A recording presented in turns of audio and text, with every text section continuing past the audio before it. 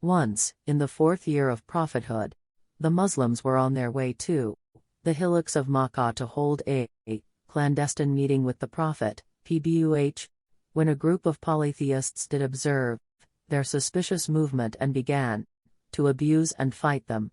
Sa'd bin Abi Waqqas beat a polytheist and shed his blood, and thus recorded the first instance of bloodshed in the history of Islam.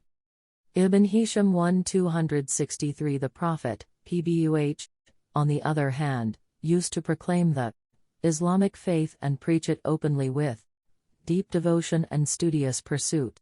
But for the general welfare of the new converts and in consideration of the strategic interest of Islam, he took Dar al-Arqam, in as-Safa mountain, in the 5th year of his mission, as a temporary center to meet his followers secretly and instruct them in the Quran and in the Islamic wisdom. The first migration to Abyssinia, Ethiopia. The series of persecutions started late in the 4th year of prophethood, slowly at first, but steadily accelerated and worsened, day by day and month by month, until the situation got so extremely grave and no longer tolerable in the middle of the 5th year, that the Muslims began to seriously think of feasible ways liable to avert the painful tortures meted out to them.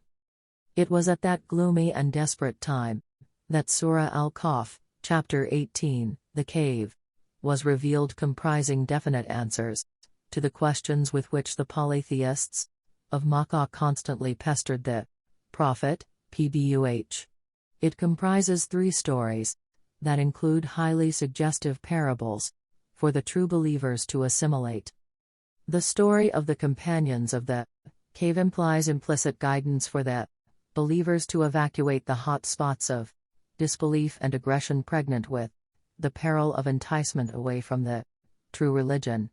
The young men said to one another, "And when you withdraw from them, and that which they worship, except Allah, then seek refuge in the cave, your Lord will open a way for you from His mercy, and will make easy for you your affair, i.e. will give you what you will need of provision, dwelling, etc." Al-Quran 18:16. Next, there is the story of Al-Qadr, the teacher of Arabia, and Moses, AWS, in a clear and delicate reference to the vicissitudes of life. Future circumstances of life are not necessarily the products of the prevalent conditions, they might be categorically the opposite. In other words, the war waged against the Muslims would, in the future, assume a different turn, and the tyrannous oppressors would one day come to suffer and be subjected to the same tortures to which the Muslims were then put. Furthermore, there is the story of Dhul-Qarnayn, the two-horned one, the powerful ruler of West and East. This story says explicitly that Allah takes His righteous servants to inherit the earth and whatever in it.